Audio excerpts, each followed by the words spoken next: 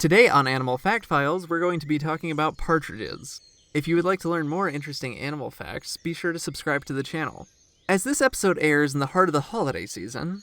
No, not that holiday. I guess that'll work. Okay, now that's better. We thought it would be appropriate to discuss perhaps one of the most iconic animals for this time of the year, that is also likely one about which the least is commonly known. If you've managed to spend any amount of time outside of your house during this part of the year and haven't been exposed to the theme song 12 Days of Christmas, then you're one lucky bird. This repetitive earworm always ends in the verse, "and a partridge in a pear tree." But what is a partridge anyway? And what the heck is it doing in that pear tree?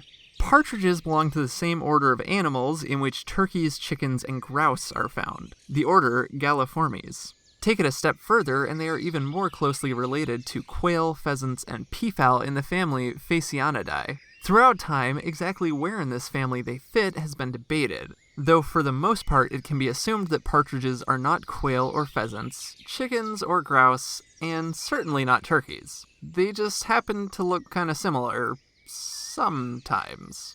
There are many species of partridges within the Phasianidae family, but when discussing true partridges, one would be referring to the Perdix?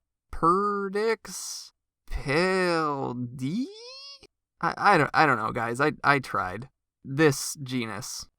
Here live the gray partridge, the Dorian partridge, and the Tibetan partridge, who are considered otherwise to be unrelated to other partridges. But hey, we like to be all-inclusive in this show, so we're going to focus on any bird that commonly goes by the name partridge, because isn't that what the holidays are all about?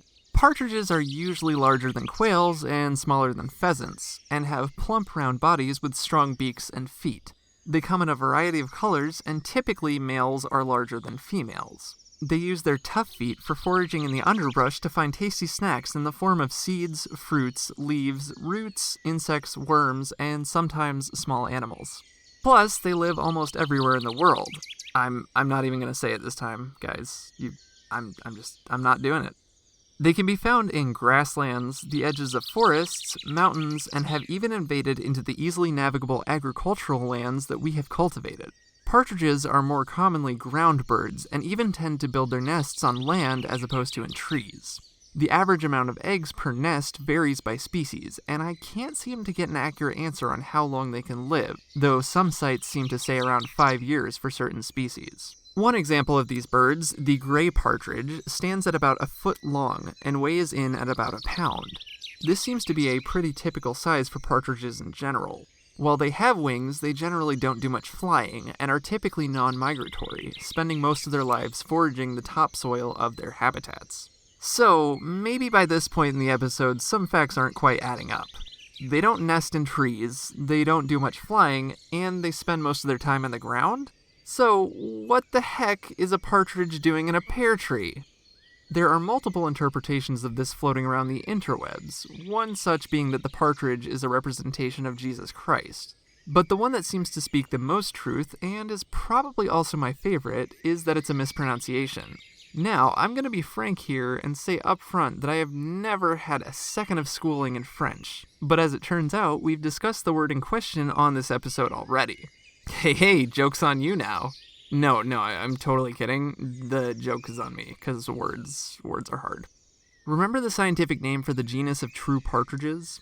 The French word for partridge, une perdue, my butchering of the French language aside, sounds a lot like in a pear tree.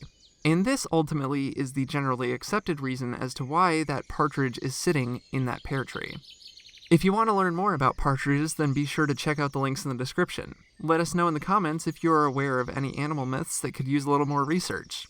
We hope you have a happy holiday, and be sure to give a thumbs up for more Animal Fact Files.